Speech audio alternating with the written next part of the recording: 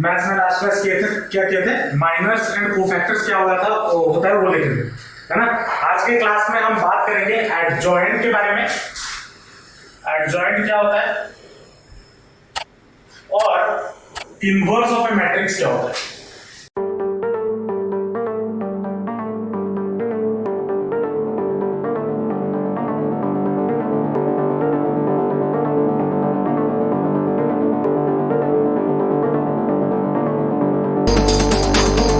इसके पहले वाले चैप्टर में, चैप्टर नंबर 3 में इनवर्स ऑफ ए मैट्रिक्स निकाला था, कैलकुलेट किया था, क्या था, निकाले थे। और उसको कैसे किए थे, बाय रो और कॉलम ट्रांसफॉर्मेशन किए थे, है ना। लेकिन हम इसको डिटरमिनेंट के फॉर्म में भी एक मैट्रिक्स का इनवर्स निकाल सकते हैं, ठीक है। तो वो इनवर्स निकालने के लिए मुझे समझना होगा एडजॉइंट क्या है, और एडजॉइंट को समझने के लिए इसके पहले वाला एक्सरसाइज जो हमने किया था माइनर कोफैक्टर, वो जानना जरूरी है, ठीक है। मान लो मेरे पास एक मैट्रिक्स है, लेट ए एक मैट्रिक्स है जिसके एलिमेंट्स है a11, a12, a13, a21, a22, a23, a31, a32, a33। मान लो ये मेरे पास एक मैट्रिक्स जिसका ऑर्डर कितना है, 3 क्रॉस 3 का ऑर्डर। अब अगर मुझे एडजॉइंट ऑफ ए निकालना है, अच्छा पहले ये मुझे बताओ इसके कोफैक्टर का मैट्रिक्स क्या होगा, मतलब a11 का कोफैक्टर क्या होता है, a11 होता है ना, कोफैक्टर याद है लास्ट क्लास के थे, a1 का कोफैक्टर, ये कैपिटल ए से रिप्रेजेंट करते हैं कोफैक्टर को, a12 का कैपिटल a12, a13 का कैपिटल a13, वैसे ही a21, a22, a23, a31, a32, a33,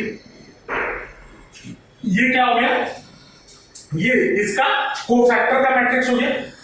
adjoint of ए उसको रिप्रेजेंट किया जाता है एडीजे और ए, ठीक है। एडजॉइंट ऑफ ए कितना क्या होता है, transpose of this one, a11, a12, a13, a21, a22, a23, a31, a32, a33। Adjoint of A क्या हो जाएगा, इसका एडजॉइंट क्या हो जाएगा, ट्रांसपोज ऑफ दिस वन, ठीक है। मतलब क्या हो जाएगा, ट्रांसपोज ऑफ दिस वन, मतलब ट्रांसपोज क्या होता है, रो को कॉलम में चेंज कर देना। तो a11, a12, a13, a21, a22, a23, a31, a32, a33। ये हो गया क्या, एडजॉइंट ऑफ ए। अगर ए एक मैट्रिक्स है जिसके एलिमेंट्स क्या क्या है, a11, a12 स्मॉल है, तो और ये क्या है, ये इस मैट्रिक्स का कोफैक्टर का मैट्रिक्स है ना। उसको अगर मैं ट्रांसपोज कर देता हूं तो मुझे क्या मिल जाएगा, एडजॉइंट ऑफ ए मिल जाएगा। समझ में आया एडजॉइंट ऑफ ए क्या है, कैसे निकालेंगे, पक्का। अब ये तो ऑर्डर, अच्छा देखो इसका कोई शॉर्टकट नहीं है।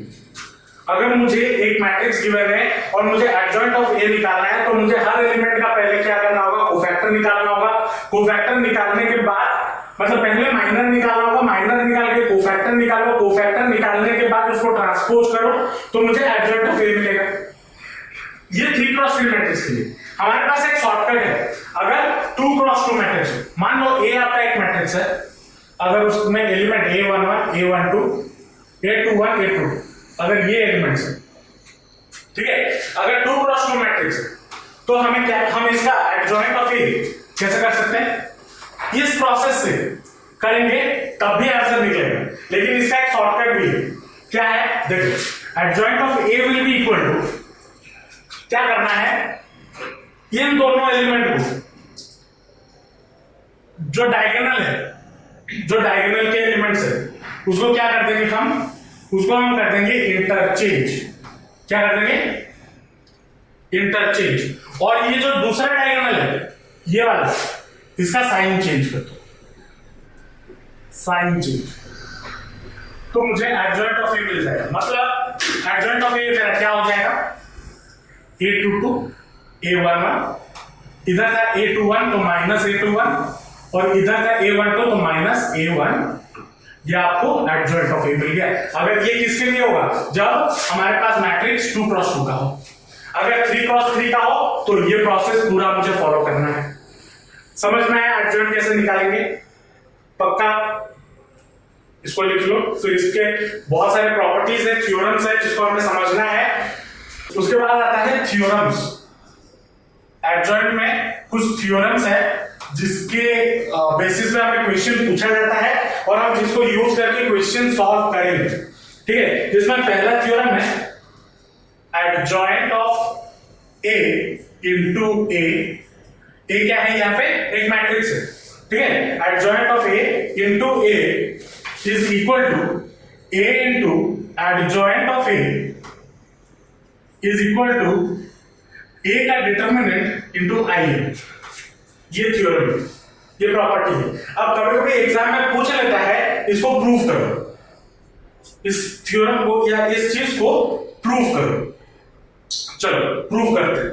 मान लो लेट मेरे पास ए एक मैट्रिक्स है जिसके element A11 A12 A13 A21 A22 A23 A31 A32 A33, ये ठीक है।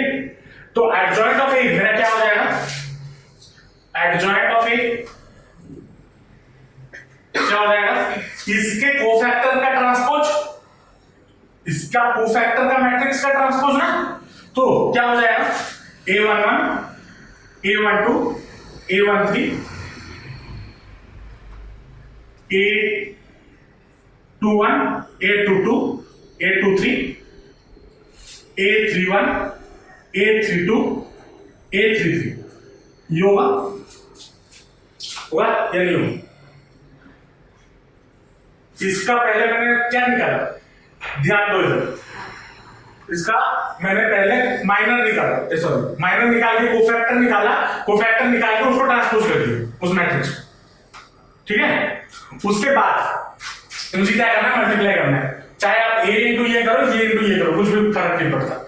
ए इंटू एडजॉइंट ऑफ ए अगर मैं करता हूं, अब देखो हम ऐड कैसे करते हैं।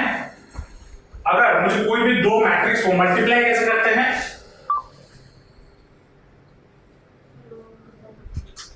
ये रो ये कॉलम ऐसा ना, ये रो ये कॉलम फिर ये रो ये कॉलम फिर ये रो ये कॉलम करते हैं। अब अगर ध्यान दो, इसको अगर मैं इसके साथ मल्टीप्लाई करता हूं क्या मिलेगा, A11 इंटू कैपिटल A11, मुझे क्या मिलता है। अगर लास्ट क्लास मैंने बताया था माइनर कोफैक्टर में, अगर एक मैट्रिक्स के एक एलिमेंट के साथ मैं अगर उसके कोफैक्टर को मल्टीप्लाई करता हूं तो मुझे क्या मिलता है, डिटरमिनेंट मिलता है। अगर मैं एक एलिमेंट को उसके कोफैक्टर के साथ मल्टीप्लाई करता हूं और उसे ऐड कर देता हूं तो मुझे क्या मिलेगा, डिटरमिनेंट मिलेगा। तो अगर ये रो है ये कॉलम है तो मुझे क्या मिलेगा, ये इंटू ये, अगर ये पहले A11 into A11 plus A12 into A12 फिर प्लस A13 इंटू A13, ये मिलेगा ना। तो दैट विल बी कितना हो जाएगा, मुझे क्या मिल जाएगा, डिटरमिनेंट ऑफ ए मिलेगा। अब उसमें लास्ट क्लास में एक चीज बोलना भूल गया था, उसको लिख दे रहे यहां पे। अगर सेम कॉलम को सॉरी सेम एलिमेंट के कोफैक्टर के साथ हम मल्टीप्लाई करते हैं तब मुझे डिटरमिनेंट ऑफ ए मिलता है। अगर मान लो मैं ये वाले रो को फिर इसके साथ मल्टीप्लाई करूं, मतलब इसको समझना, मतलब अगर मैं किसी रो को किसी कॉलम से मल्टीप्लाई करूं लेकिन वो उसका कोफैक्टर ना हो, जैसे कि A11 का कोफैक्टर A21, अगर मैं A11 इसको दिखा देता हूं, अगर मैं A11 इंटू A21 करता हूं प्लस A12 इंटू A22 करता हूं फिर प्लस A13 इंटू A23 करता हूं, ठीक है। या फिर A11 इंटू तीसरा वाला जो कॉलम है A31 करता हूं प्लस A12 इंटू A32 करता हूं प्लस A13 इंटू A33 करता हूं तो इनका जो भी वैल्यूज होगा ना वो क्या हो जाएगा, 0 हो जाएगा। ये लास्ट क्लास में बताना भूल गया, ठीक है, तो वहां पे लिख लेना प्रीवियस पेज में जहां पे ये वाला चीज लिखे हो, जहां पे ये लिखे हो determinant of A is equal to A11 into A11 plus A12 into A12 plus A13 into A13, जहां पे ये लिखे हो उसके जगह पे ये लिख देना। अगर मैं एक एलिमेंट के कोई दूसरे एलिमेंट का कोफैक्टर के साथ मल्टीप्लाई करता हूं देन मुझे उसका वैल्यू कितना मिलेगा, हमेशा 0 मिलेगा, ठीक है। तो अगर मैं इसको इसके साथ मल्टीप्लाई करता हूं तो मुझे क्या मिलेगा, 0।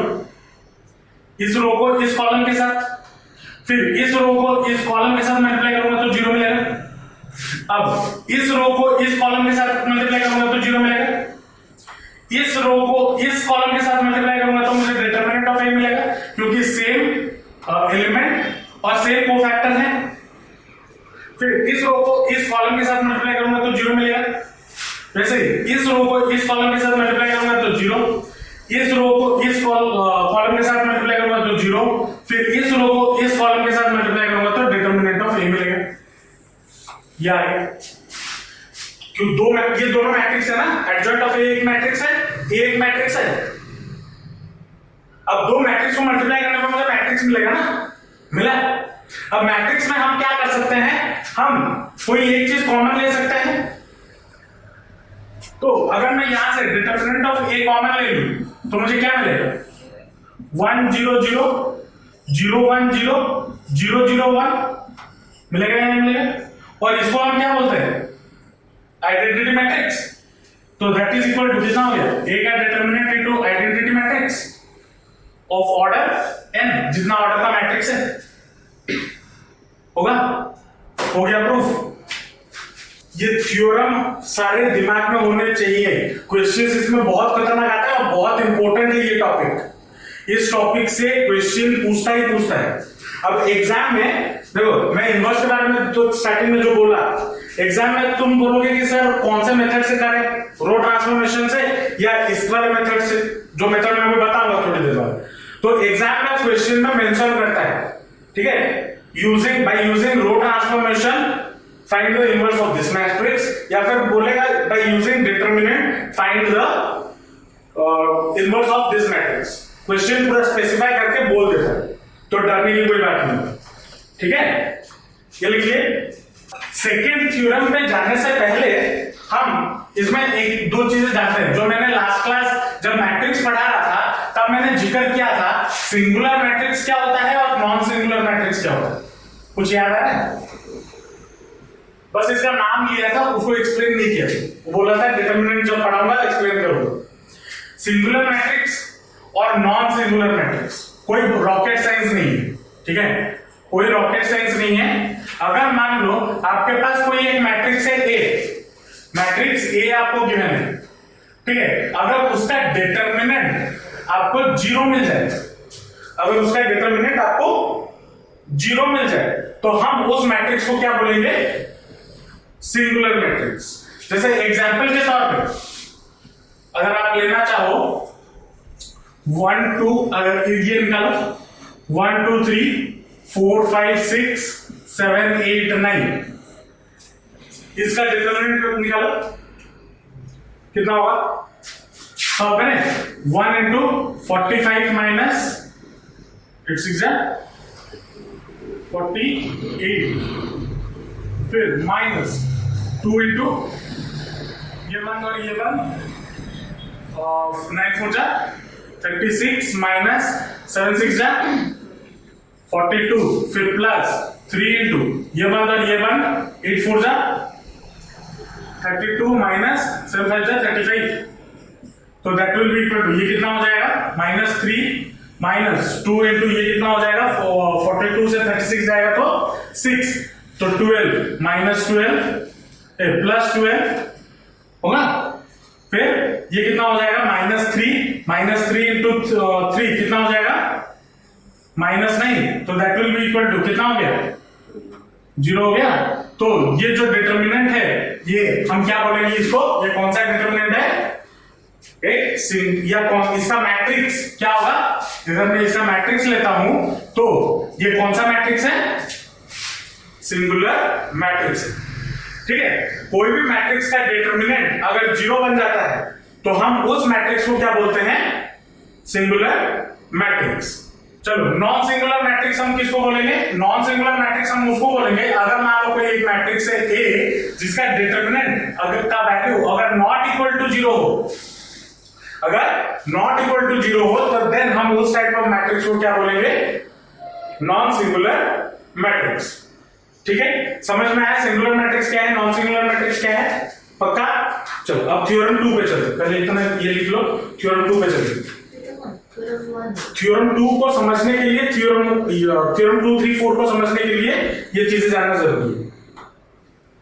तो इसको कैसे लिखोगे, 2 लिख के मत लिखना, इसको ऐसे स्टार दे देना, इंपॉर्टेंट। सेकंड थ्योरम क्या बोलता है, अगर मान लो second theorem 2 if A and B are non singular matrix, अगर ए एंड बी क्या है, नॉन सिंगुलर मैट्रिक्स है of same order, of same order, तो A B, A into B and B into A, ठीक है, ये दोनों भी आर ऑल्सो नॉन सिंगुलर। ठीक है, अगर ये दोनों का ये थ्योरम को प्रूफ करने के लिए पूछ लेता है तो कैसे प्रूफ करोगे, तो एक छोटा सा एग्जांपल लेके प्रूफ कर दो। हालांकि मैं क्वेश्चन करवाऊंगा इसके ऊपर जो एग्जाम में आए हुए, ठीक है, लेकिन वो नेक्स्ट क्लास में होगा। आज हम बस इसके बेसिस पे थ्योरी पढ़ेंगे। तो सेकंड थ्योरम क्या बोलता है, अगर ए एंड बी दो नॉन सिंगुलर मैट्रिक्स है ऑफ सेम ऑर्डर और उसको अगर मैं मल्टीप्लाई करता हूं, मतलब A B A into B करता हूं या फिर बी इंटू ए करता हूं, देन वो हमारा वो भी दोनों नॉन सिंगुलर होंगे। ठीक है, थर्ड, अगर A and B, if A and B are square matrix of same order, अगर ए एंड बी क्या है, स्क्वायर मैट्रिक्स है सेम ऑर्डर के, तो ए इंटू बी का डिटर्मिनेंट, ए इंटू बी का डिटर्मिनेंट, मतलब इनको मल्टीप्लाई कर दो, उनका डिटर्मिनेंट निकालो, will be equal to A का डिटर्मिनेंट इंटू बी का डिटर्मिनेंट, इंटू बी का डिटर्मिनेंट। इसका ए बी का डिटर्मिनेंट जितना आएगा will be equal to A का डिटर्मिनेंट इंटू बी का डिटर्मिनेंट, अलग अलग का डिटर्मिनेंट। ये तीसरा थ्योरम। ठीक है, चलो अब अगर मुझे यहां पे तो चौथा, ये भी इंपॉर्टेंट है, ये भी पूछता है, मान लो एडजॉइंट ऑफ ए का डिटर्मिनेंट वैल्यू पूछे, कितना हो। अभी हमने कुछ देर पहले जो थ्योरम 1 था उसमें क्या देखा था, उसमें हमने देखा था कि वी नो दैट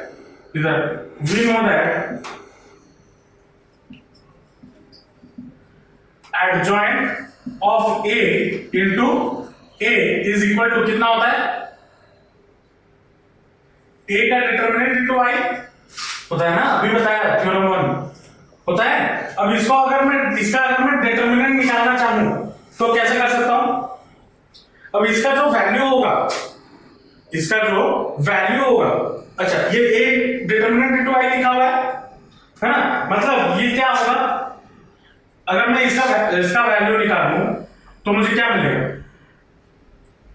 अच्छा सॉरी, अगर मैं इसका डिटर्मिनेंट निकालूं मतलब इसका adjoint of A into A का determinant, that will be equal to, इस थ्योरम के हिसाब से कितना हो जाएगा, इस थ्योरम के हिसाब से एडजॉइंट ऑफ ए का डिटर्मिनेंट इनटू ए का डिटर्मिनेंट, ये होगा इस वाले पोर्शन का, अगर मैं डिटर्मिनेंट निकालने चाहूं तो मुझे ये मिलेगा, इसको ऐसा डिवाइड कर सकते हैं भाई यूजिंग दिस थ्योरम, कर सकते हैं या नहीं कर सकते हैं, कर सकते हैं। अब हमें क्या पता है, एडजॉइंट ऑफ ए का जो वैल्यू है या a into A determinant into I, इसका मतलब क्या है, इसका मतलब ये है ए डिटर्मिनेंट एक मैट्रिक्स है 0 0 फिर 0 ए डिटर्मिनेंट 0 फिर 0 0 ए डिटर्मिनेंट। इसका ये जो है, इसका मतलब जो है, इसका मतलब तो वही है ना। चलो, तो adjoint of A into determinant of A, ये हम लिख सकते हैं इसको। अब इसका भी मैंने डिटर्मिनेंट निकाला हुआ है, मतलब इस चीज का। अब ऐसा नहीं है कि मैं सिर्फ इस पार्ट का डिटर्मिनेंट निकालूंगा। अगर इस पार्ट का डिटर्मिनेंट निकाल रहा हूं तो ऑब्वियसली इस पार्ट का भी तो डिटर्मिनेंट निकालूंगा। इस पार्ट का डिटर्मिनेंट निकालूंगा मतलब क्या हो जाएगा, that will be equal to determinant of A का डिटर्मिनेंट 0 0 0 ए का डिटर्मिनेंट 0 0 0 ए का डिटर्मिनेंट, इसका होल का डिटर्मिनेंट होगा, ये नहीं हो। एडजॉइंट मतलब ये किसके बराबर है, एडजॉइंट ऑफ ए का डिटर्मिनेंट इनटू ए का determinant is equal to this much. समझ में आया ये कैसे है। अब यहां पे हमें क्या पता है, अगर मैट्रिक्स में क्या होता था, हम सिर्फ अगर मैं ए डिटर्मिनेंट कॉमन लेता हूं तो तीनों रो से आ जाता था, लेकिन डिटर्मिनेंट में वैसा नहीं होता। डिटर्मिनेंट में वैसा होता है नहीं, डिटर्मिनेंट में से अगर मैं ऊपर से ले रहा हूं बाहर या कॉमन ले रहा हूं तो वो अलग होगा। ये वाला अगर कॉमन ले रहा हूं इससे, ये भी अलग होगा, इससे भी अगर कॉमन ले रहा हूं ये भी अलग होगा। पढ़ा हुआ है प्रॉपर्टी स्टार्टिंग डिटर्मिनेंट में। तो that will be equal to कितना हो जाएगा, एडजॉइंट ऑफ ए का डिटर्मिनेंट इनटू ए का determinant will be equal to A का डिटर्मिनेंट का क्यूब इनटू आई, ये होगा या नहीं होगा, इनटू आई इनटू बचेगा क्या 1 आइडेंटिटी मैट्रिक्स, और आइडेंटिटी मैट्रिक्स का वैल्यू कितना होता है 1। समझ में नहीं है,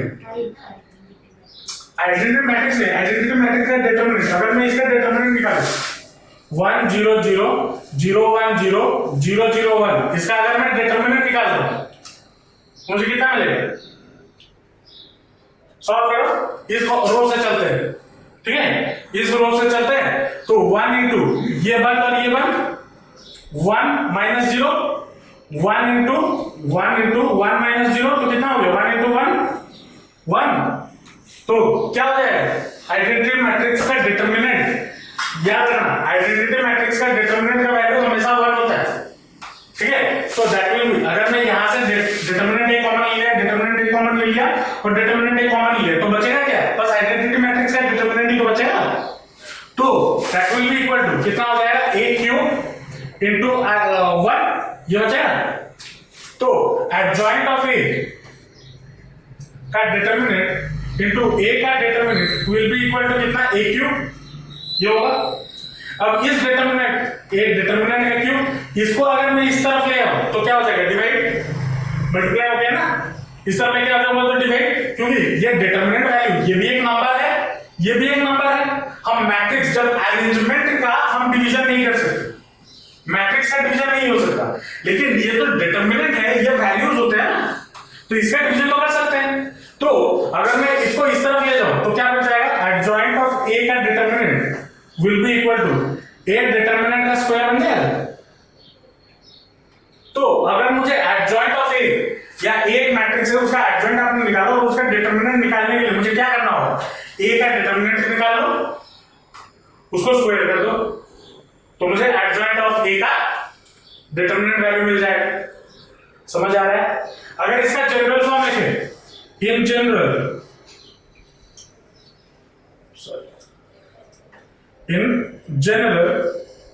if A is a matrix of order n, मुझे मान लो order n, then determinant of adjoint of A will be equal to कितना, A का determinant to the power n-1 होगा, ये नहीं हो।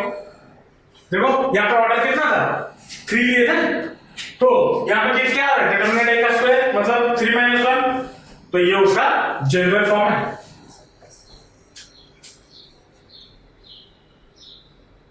समझ में आया चारों प्रॉपर्टी। थ्योरम और एक थ्योरम है जो कि इंपॉर्टेंट है और जिसके लिए हमने इतना सारा चीजें अभी पढ़ा, वो उसके बारे में बात करेंगे। तो इतना लिख लो।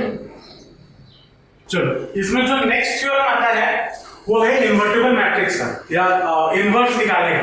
तो क्या बोलता है, स्क्वायर मैट्रिक्स ए, अगर एक स्क्वायर मैट्रिक्स ए है वो इन्वर्टिबल या इनवर्स कब होगा, इफ एंड ओनली इफ, तभी हो सकता है जब ए क्या हो, एक नॉन सिंगुलर मैट्रिक्स हो। मतलब अगर ए एक नॉन सिंगुलर मैट्रिक्स हो, मतलब नॉन सिंगुलर मतलब जिसका डिटरमिनेंट का वैल्यू नॉट इक्वल टू 0 है, अगर एक नॉन सिंगुलर मैट्रिक्स हो, देन हमारा ए का इनवर्स एग्जिस्ट कर सकता है, इन्वर्टिबल उसका एग्जिस्ट कर सकता है। अब इनवर्स कैसे निकालेंगे वो जरा देखते हैं, या फिर इस थ्योरम को पहले प्रूव करते हैं। ठीक है, लेट मान लो सॉल्यूशन में आते हैं, या प्रूफ बोल सकते हो। ये प्रूफ भी कभी कभी एग्जाम में डायरेक्टली पूछ लेते हैं। ठीक है, तो ये प्रूफ भी टिक मार्क करके लिख लेना, इंपॉर्टेंट है। ठीक है, लेट मैं मान के चलता हूं, कैसे लिखोगे, लेट ए एक मैट्रिक्स है, A is a non singular matrix. चलो, let A be the, A is a invertible matrix, invertible matrix.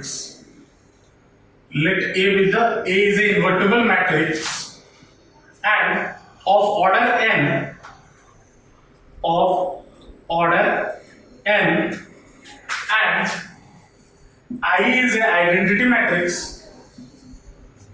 identity matrix of order n.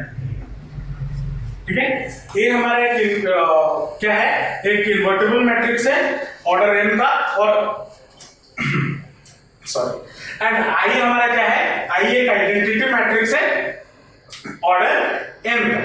ठीक है, अब अगर ए एक इन्वर्टिबल मैट्रिक्स है, अगर ए एक इन्वर्टिबल मैट्रिक्स है मतलब ए का इनवर्स एग्जिस्ट करता होगा, है ना। हेंस हम यहां पे क्या लिख सकते हैं, and then there exists a matrix, there exists a matrix B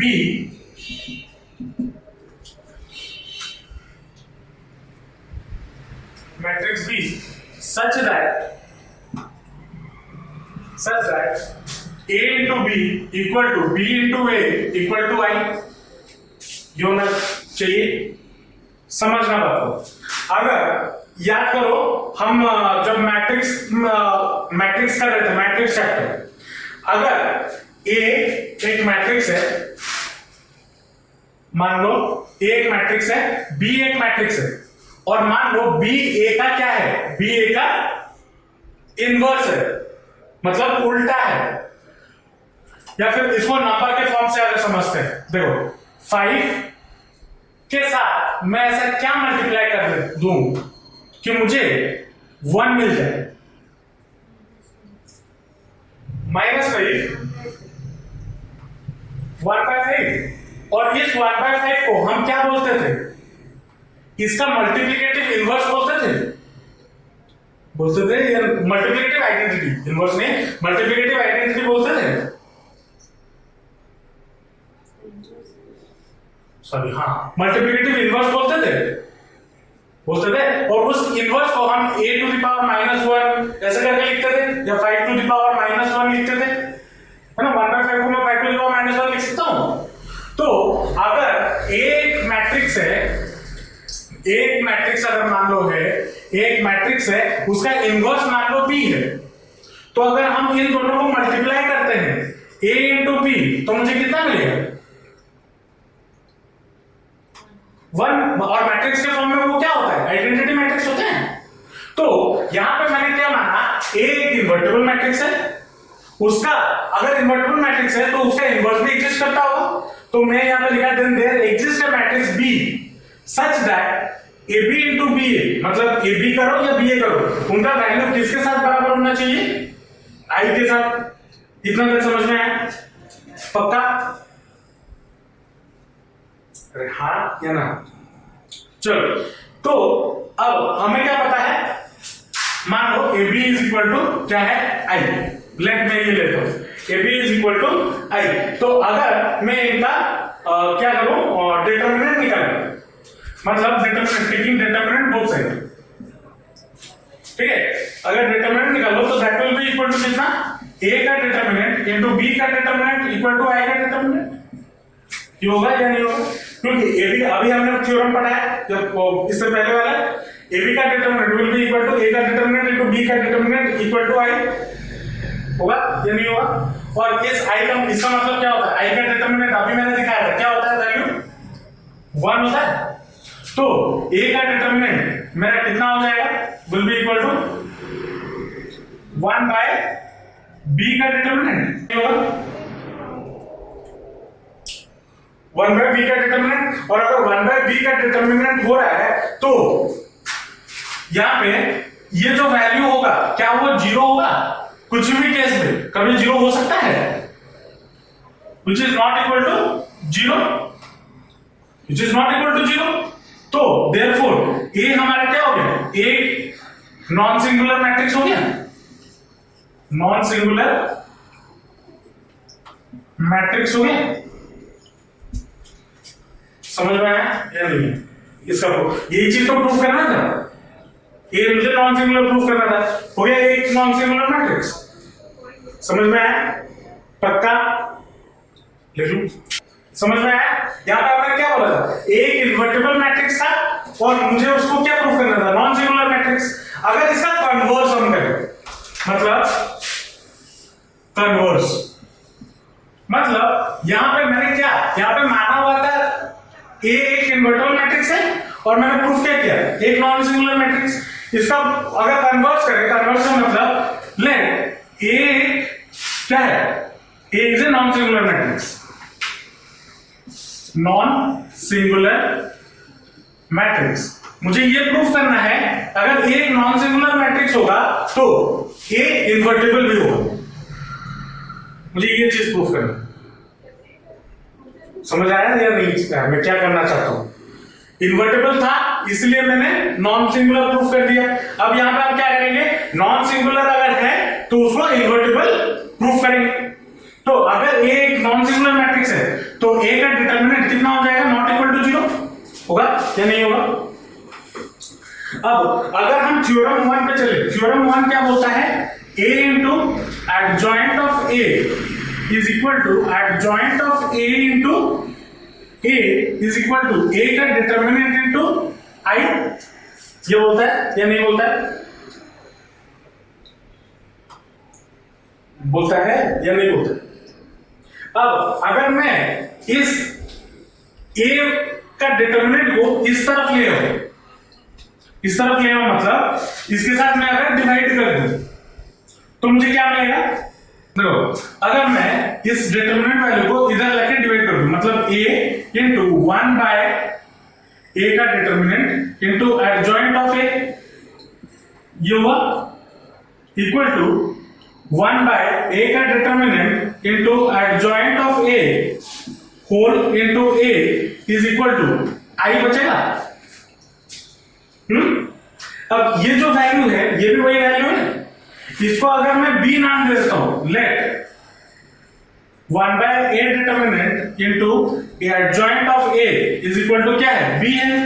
अगर नाम दे दो तो मुझे ये क्या मिल जाएगा, a into B equal to b इंटू a इक्वल टू i मिल जाएगा, जो कि क्या बोलता है ये स्टेटमेंट इनवर्स। मतलब b क्या है, हियर इधर क्या लिखोगे उसके बाद, here b is inverse of क्या, a और b equal to where b is equal to क्या है, मतलब इसको क्या लिख सकते हैं, a inverse is equal to कितना, b इज इक्वल टू कितना होगा, adjoint of a by determinant of a, होगा या नहीं होगा, वही तो लिया है। हाँ, तो अगर मुझे कोई भी मैट्रिक्स का इनवर्स निकालना हो तो मैं क्या करूंगा, उसका एडजॉइंट निकालूंगा और डिवाइड कर दूंगा किससे, उसके डिटरमिनेंट से। अगर डिवाइड कर दूंगा तो मुझे क्या मिल जाएगा, उस अब मैट्रिक्स का इनवर्स मिल जाएगा। वहां पे हम क्या करते थे, हम रो ट्रांसफॉर्मेशन, कॉलम ट्रांसफॉर्मेशन, लंबा चौड़ा प्रोसेस होता था। लेकिन यहां पे बस हमें क्या करना है, एडजॉइंट निकालना है उस मैट्रिक्स का, डिवाइड कर देना उसके डिटरमिनेंट के साथ, आसानी से उसका इनवर्स निकल जाएगा। समझ में आया इनवर्स कैसे निकालेंगे? ये इनवर्स, ये वाला जो फॉर्मूला है ना, ये वाला दिमाग में रखना, क्योंकि इसके बाद वाला जो एक्सरसाइज है, क्या एक्सरसाइज, हम जो ये डिटरमिनेंट को अभी कर रहे हैं उसको यूज करके हम साइमल्टेनियस लीनियर इक्वेशन सॉल्व करेंगे। छोटे क्लासेस में आप 2 इक्वेशन सॉल्व करते थे, अगर 3 इक्वेशन हो जाए तो कैसे सॉल्व करें, मतलब 3 वेरिएबल अगर हो जाए। छोटे क्लासेस में 2 वेरिएबल होते थे, एक्स एंड वाई होते थे ना, याद करो 9 10 में 2 वेरिएबल होता था मैक्स टू मैक्स, या फिर 1 वेरिएबल होता था। अगर 3 वेरिएबल हो जाए तब कैसे सॉल्व किया जाए, तो उसको हम सॉल्व करेंगे बाय यूजिंग डिटरमिनेंट। और वो सॉल्व करने के लिए मुझे ये वाला कॉन्सेप्ट या इनवर्स वाला कॉन्सेप्ट दिमाग में होना बहुत जरूरी है। समझ में आया? पक्का? तो ये फॉर्मूला दिमाग में हमेशा के लिए रखना। नेक्स्ट क्लास हम आज जो बात किए, आज जो पढ़े एडजॉइंट और इनवर्स ऑफ ए मैट्रिक्स के बेसिस पे हम क्वेश्चंस करेंगे जो हमारे प्रीवियस बोर्ड्स में पूछे जा चुके हैं। ठीक है, कैसे क्वेश्चन पूछे जा सकते हैं, एनसीईआरटी में कैसे क्वेश्चन गिवन है और क्या क्वेश्चन बोर्ड में आ चुके हैं, वो हम नेक्स्ट क्लास करेंगे। समझ में आया? पक्का? चलो मिलते हैं नेक्स्ट क्लास, बाय बाय।